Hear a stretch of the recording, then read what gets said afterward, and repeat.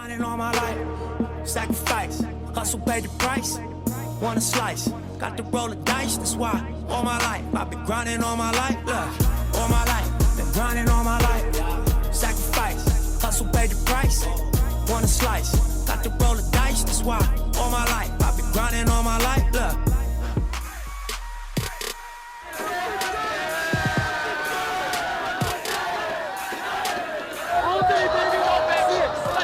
Bucks and 6, baby. Easy money. Milwaukee. Milwaukee. Milwaukee.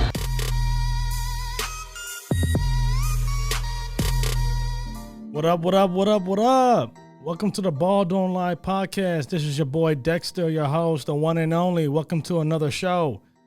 If y'all watch game 1 and 2, I know y'all out there chirping, talking about it's over. Well, guess what? Giannis came through again and the gang. And they blitzed this whole entire team from the tip. So, yeah, we're going to be talking about game 3 that just went down in Milwaukee. I mean, a lot of y'all probably left at halftime when they're up by 15 points, but we'll dive into it. Man, it's good to be back. You know, I was out. A lot of people hitting me up talking about, hey, man, where's game 1? Where's game 2? I apologize. I was out of the state for a little bit. You know what I mean? But I guarantee I'm going to give y'all, game 3, game 4, and hopefully go on from there and see what happens. But I enjoyed the game. We finally got a series. It looks like nobody can really win on the road so far. But hopefully, we'll see what happens because eventually somebody's going to have to win. If not, it's going to go to game 7, if that's the case, right? But we'll go ahead and dive into it. And before we all do that, I appreciate the support for everybody who's been watching and tuning in, listening to on the podcast, as far as on the audio route, or you watching on IG, TV, and YouTube. I can't thank y'all enough. I appreciate it. And if you are new to the channel, go ahead and hit that subscribe button, hit that bell notification, and then give me a thumbs up on it as well, because it does help out a lot. Really, it does. It pushes the content to the top. Like I said, if you can't watch us on YouTube or IGTV, we're on the audio as well. All the links are in the bottom. Glad to have you on the show. So let's just go ahead and dive into it, because there's a lot to be said. All I've been hearing about, the Milwaukee Bucks is that Giannis ain't that good and all this flack and yada, yada, yada. And it's just mind-boggling that people can actually think that Giannis is not even a great player at all. Like people are over here, trying to say that how he won his MVP was a hack in a sense, because all he was doing is dominating the paint. Well, that's the name of the game. Your name is to score, regardless of where it's at, right? I mean, the game has changed. Now everybody wants to shoot threes and look sexy, right? Because it looks good, right? You get the ahs and the oohs and all this stuff from the crowd, right? But the name of the game still exists. The ball has to go in the bucket. I don't see no other way. So, Giannis, all that hate that people are getting from you, man, I can see it now, for real. But let's go ahead and just dive into the game, because we got a lot to talk about. But the Milwaukee Bucks, they came out with the mission in game 3. It was simple. Game 1 and game 2, they were just shooting from the perimeter. Besides Giannis, yeah, he took a couple 3-point attempts, or a couple of 20-footers, whatever it may be. But they kind of just like finessed away from who they really are, their identity. The Bucks are, let me explain to you, very simple. They dominate in the paint. Giannis leads the points in the paint. Like they just dominate, and they can shoot threes as well. But Giannis needs to do that first before they can actually shoot out. So they're more like inside out, not the opposite way around. So they finally went back to their calling card. Thank God. I was harping at it. I was like, man, game one, I get it. Giannis came back from a hyperextended knee, hasn't played like in a week, hasn't had any really competitive practices on the court, yada, yada, yada. Comes in, he was just trying to get a feel of his knee. He was trying to see how his body's going to react. Okay, game 2, he shows out, drops 40 points, right? And he drops 20 alone in the third quarter. And he was trying to carry the team because Middleton had 11 points in all of game 2. And you're supposed to be the Robin. And you're supposed to be that guy to help Giannis out, right?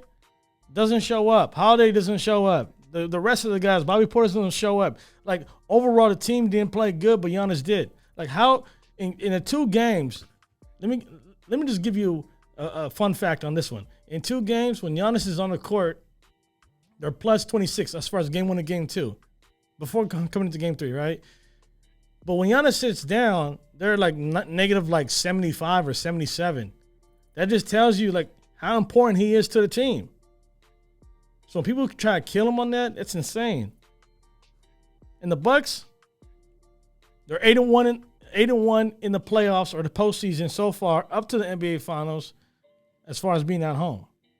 But they suck on the road. They have a losing record. They're 5-6. So Coach Bud, you got to figure that out quick, because if you can't win one of these games on the road, the Suns will win in either game 7 or what it may be. So figure that stuff out. But they play good at home, so it's hard to win. And as you can see, like the young corp of the Phoenix Suns, like they was rattled by the crowd. It was so loud. There was so much energy in that arena. Like even from the outside, I don't know if you've seen Deer District on the outside, 20,000 fans deep, and you got 16,000 fans in the arena. Like you can feel like the floor moving. It's crazy. So some of the guys didn't show up at all. I mean, a couple guys. Some did. Like DA played good. He was in foul trouble. I think Cameron Johnson played well off the bench.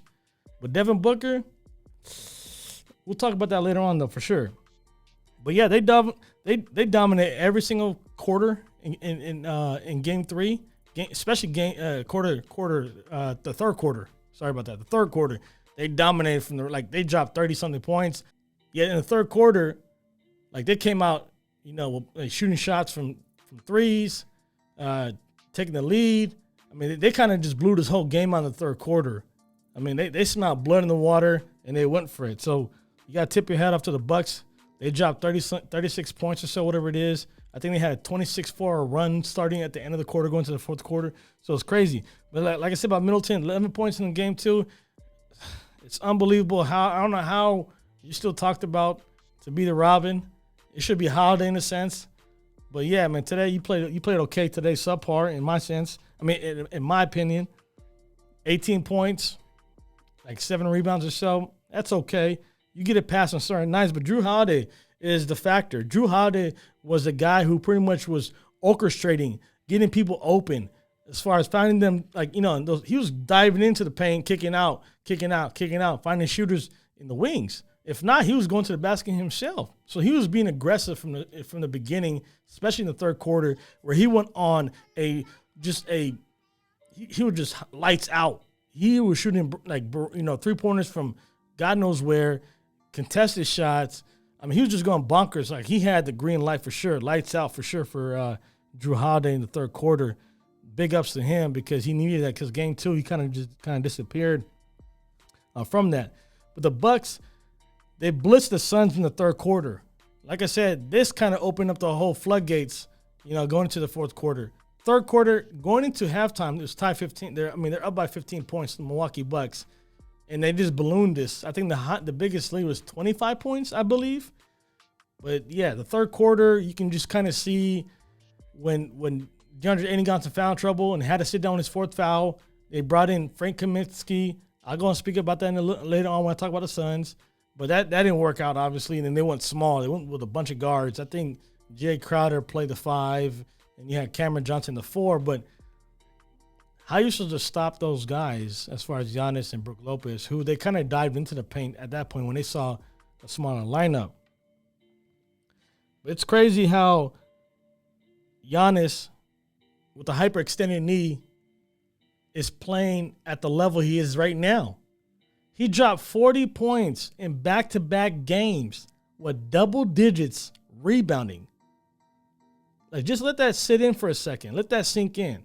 Back-to-back 40-point games, double-digit rebounds. The only person, I think it's the third time that ever happened in NBA Finals history, period, in a game where they're back-to-back games. LeBron James in 2016, when he was with the Cleveland Cavaliers. We all know what happened because, the whole situation with the Warriors, right? Then Shaq in 2000 with the Lakers. So he's dominant just like those guys, but he doesn't get the same respect by the fans in a sense because of they're saying that, he's a hack. He just goes inside all day and he just bangs on people and he's just too tall. He's too athletic. He's too long. Whatever it may be, like doesn't matter on your physique. LeBron James came in 6'8" and he blew people out the water. It's like, oh my God, that guy can run that fast like a gazelle. 6'8", LeBron James, athletic, coast to coast. If you don't know, watch LeBron James his early years, his first 8 years in Cleveland. That guy was running havoc on the league. But everybody was giving him his props and his dues. But Giannis, nah. So I mean, all that hate got to stop, like for real. But the third time, he's the third player in history to actually do that, 40-piece, back-to-back games, and with a double-double. Giannis was so effective in Game 3, he went back to his repetition. Like he went back to what he was known for, being dominant in the paint. Like out of the 40 points, 24 of them came in the paint. Like that has never happened. Actually, time out. Run that back. It did happen. It only happened twice. And for me looking at it again, it's the same two guys I just mentioned a few seconds ago. LeBron James and Shaq. Giannis finished 24 points in the restricted area, tied for the most in the NBA Finals game in the last 25 years, matching LeBron James and Shaquille O'Neal.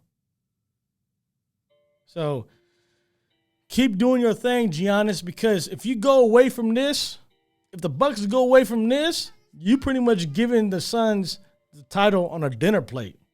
Like if you're so dominant and you're so effective, and the Suns cannot, first of all, the Suns cannot even guard Giannis at all. Like there's no man on that team that can guard him 48 minutes. Or if he does play 48 minutes, but he won't. But if he plays 40 minutes in that game or so, there's no person that can guard him.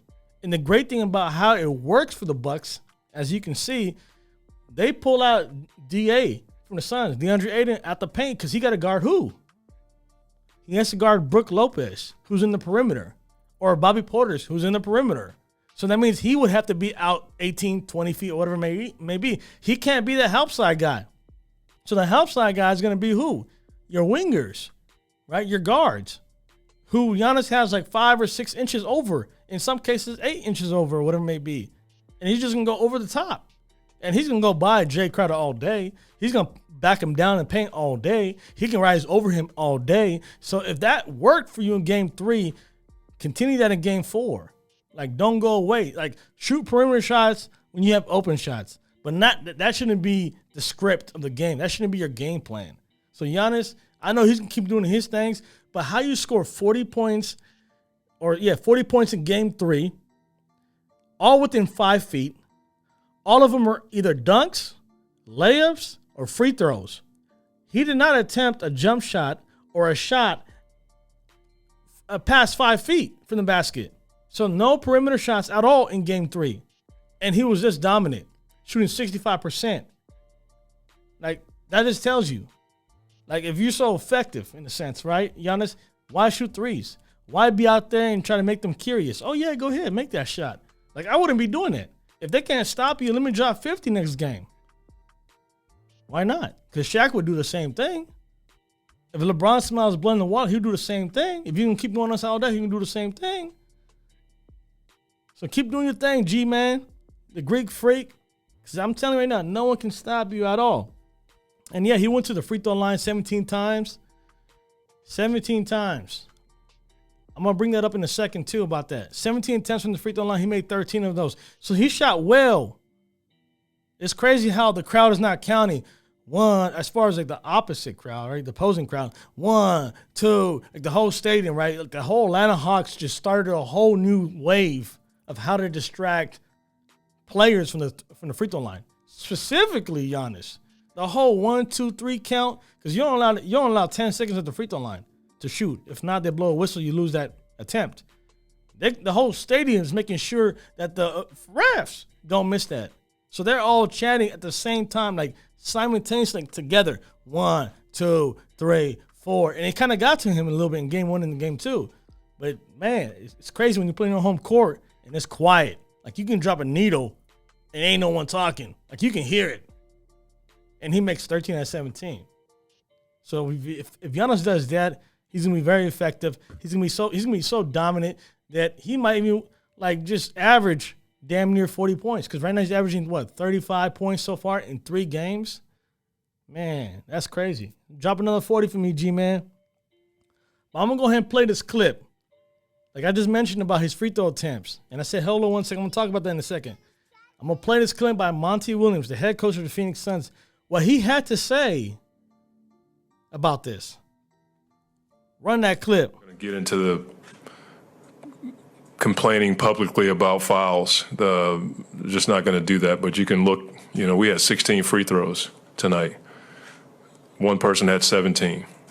So, DA we got to learn from that. We got to beat guys to the spot, and he'll grow from this. I promise you he will. Yeah, you see that right there? So Monty Williams was not complaining about the officiating. He didn't want to go there. And obviously we respect Monty Williams, Class A guy. But obviously he's just counting. I mean, he's publicly counting. Let people know. Like plant a seed in your head. I'm not complaining. But I'm just letting you know, based on the numbers, like our team shot 16 free throws combined, but Giannis shot 17 by himself. So, I mean, that's not complaining to me. Just letting people know. Just a numbers game. I'm just counting out publicly. That's all. But, yeah, going back to Giannis, because this is pretty much about him. He was, everybody's talking about Giannis in Game 3.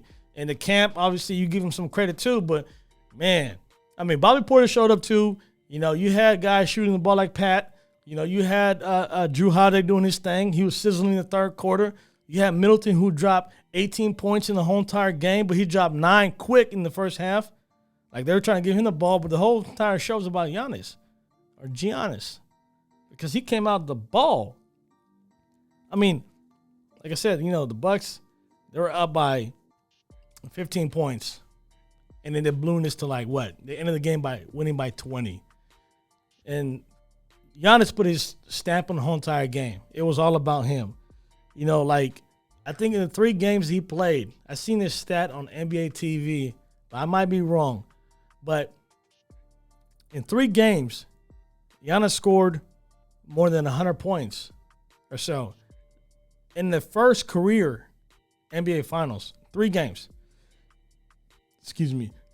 And the only people to actually do that, I think it was like Allen Iverson. You had, there might be a couple other guys, but I'll plaster, the little picture right here. But to drop 100-plus points in 3 games, that's crazy. It only happened 4 times in history. I know AI is on there. I know Reed is on there as far as Reed from the Knicks back in 73.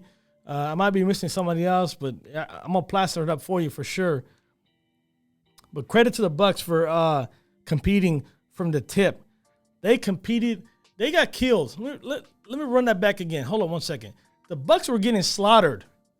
Not killed. They were getting slaughtered by the pick and roll by the Phoenix Suns. And if you watch carefully every single possession for the Suns in Game 1 and Game 2, the reason why they dominated, that pick and roll is so tricky is because 90% or 99% of the league, besides the Phoenix Suns, when they get that pick and roll, the Phoenix Suns shoot mid-ranges. While everybody else is going to shoot either threes or they're going to go to the basket and try and create a closer shot within 5 feet, either a floater, a layup, a dunk, or alley-oop, or might get fouled, right? The Phoenix Suns, they're in that gray area where the big man is trying to sag back. Whoever that hedge screen is going to be is going to sag back to the paint, and that leaves enough space for them to create. And they're really good mid-range shooters as far as Chris Paul and Devin Booker. But they came out. The Bucks came out in Game 3. I mean, they're competitive on every single screen. They were competitive in transition. They're competitive in every shot. I mean, loose balls. You can transitions on both sides, either offensive transitions or defensive transitions. Like, they were so dominant. They played the game like they were desperate in a sense, because Game 3, said this about this before in a couple episodes in the past, that Game 3 is so pivotal that if you lose Game 3, like, you losing the series. Like, Game 3 is as probably the closest game to worry about than Game 7. So, like, Game 7, yeah, obviously Game 7, you have to win games because that's the last game. But Game 3, to me, is the most important game of the series, or second to the most important game of the series, in my opinion, is because most teams who win Game 3 tend to win the series, and that's facts. You can look it up yourself. So imagine if the Phoenix Suns came into your house and beat you in your house, they're up 3-0. A lot of teams don't come back from a 3-0. I mean, some teams came back from a 3-1 deficit. I think only one team came back from a 3-1 deficit in the mid-finals, which is LeBron James and company when he's in Cleveland. But 3-0, that's hard. That means you would have to win the next, 4 games? You have to win game 4, 5, 6, and 7, and those 2 games are on the road, and your record is 5-6 so far, Bucks? Yeah, it's kind of hard, but they played great, man. You got to tip your hat off, give them a lot of credit. I mean, like I said, they compete on everything. Every screen, they challenged them. They bumped them. They were more physical than the Suns for sure. Like, they banged with those guys. They kind of let them know, like, hey, this ain't going to continue going on. And as the series go on, whatever you did in Game 1 and Game 2, it gets old quick. They figure stuff out. Every team does that, unless you're getting swept, right? But if you're being competitive like the Bucks, to me, they're more physical than the Suns, even from from Game 1, even from the previous times. They've always been a physical team. Suns just happen to be better shooting at the 3-point line, which is the big difference in the 5 games they had played all season long. You understand? So far, they're 4-1. They played 2 games in the season. Suns won. First game 1 and 2, they won. So, yeah, man. Continue doing your thing, Milwaukee. But this is crazy. I'm gonna read something for you. The last time the Bucks won an NBA Finals game was Game 6 in 1974. So today's Game 3. They haven't won a game in damn near 50-something years? That's crazy. That's the longest gap between wins in the NBA Finals by any franchise of all time. That is bonkers. I mean, there's some teams out there that are probably having, Sacramento, who knows? But, there's teams out there. But as far as up to this point, Milwaukee, that's crazy to even hear that. But like I said, they're more physical with the Suns. So we'll see how the Suns will, bounce back. But let's go ahead and talk about the Phoenix Suns. Phoenix Suns, I'm reading the stats for you. Phoenix Suns made 23s in Game 2. We're up by 20 or more points in Game 2. And that's how they won, because they kept killing by the 3-point line. And the Suns are so dangerous at shooting threes as much as they are running in transition. And guess what happened? Milwaukee took them out. They only shot 6 3-pointers tonight. Credit to the Milwaukee Bucks defense. They only had 6 points in transition. Credit to the Bucks offense scoring points and also getting offensive rebounds and second chance points. And then when they don't get that, and let's say the Suns get the rebound, they run back on defense and they get to their guys quick. So you got to give them a lot of credit. Like they cut 2 things of your strengths and made those weaknesses in Game 3. I know that's not gonna happen in Game 4. They're gonna definitely shoot better, and they're definitely they're gonna be better in the transition as far as in the offense. But yeah, the Suns shot 9 for 31 tonight. Woo, that's not good. They struggled from the 3. Like I said, credit to the Bucks defense. DeAndre Ayton was in foul trouble pretty much in the second quarter. In the fourth quarter, he got 3 in the second quarter, and then he got his 4th one in the third quarter early on. So they had to bench him. They had to go small, bring in Jay Crowder. And if not Frank Kaminsky is not that guy. I'm sorry. That's why they went away from him and put Jay Crowder at the 5 and bring Cameron Johnson at the 4. But yeah, man, they're missing Dario Saric. Dario Saric can stretch you out as far as he could be playing the 5. He can also rebound. Also, he's a little bigger, physical than Frank Kaminsky. I want to say probably not a better defensive rebounder, but he's a better box out. He's a better playmaker. He can dribble on a certain occasion. So missing him with the ACL, because he tore his ACL on Game 2, it's going to be huge. It's going to be an effect in the Game 4, Game 5, how many games they may go on to, Game 7. So missing Dario Saric is a big miss for the Phoenix Suns. Hopefully, DeAndre Ayton don't get in foul trouble, but if he does, they're going to resort into Frank Kaminsky or Jay Crowder. So hopefully that doesn't even happen at all. But I want to talk about Devin Booker. Devin Booker, you got to shoot better, bro. You got to shoot better, man. You can't shoot 3 for 17 like you did tonight and end it with 10 points. That's not going to get you wins. And I know all your shots are tough. All your shots are contested. And I know you're a professional. And I know you're going to definitely try to play better in Game 4. But, you can't have these laps because you are the scorer. You're the best scorer on the court on both sides. And it's not even close to the next person. But the Phoenix Suns, they need your scoring. You got to average 20-plus points. Let me give you the big three, what they scored tonight. You had CP3 on 19 points. You got to do better, bro. Aiden had 18 points. That's solid. I expect that from him regardless if he's in foul trouble or not. He can give you 18 points or more. D-Book had 10 points. Grand total 10 points. So if you look at those numbers, that's terrible. So you look at the others to kind of score for you. That's not going to help. Yeah, so Devin Booker has to play better. 10 points. I mean, that's clearly probably what, his worst offensive performance in the postseason, from what I recall. No, that's for sure his worst offensive performance in the postseason. No argument about that. I'm thinking about other games, but yeah, he played terrible. He played terrible tonight. So yeah, they definitely have to get him early going on in Game 4. Easy shots, easy baskets, get his momentum going. Then once he gets hot, we know how hot he can get. He'll just go. He'll go ape. You know what? He'll go ape shit on you guys in a sense. But yeah, I just hope Monty Williams plays Cameron Johnson more, because that guy to me is a playmaker. He's an impact player. Like, the dude can come in and just posterize on you like he did on PJ Tucker.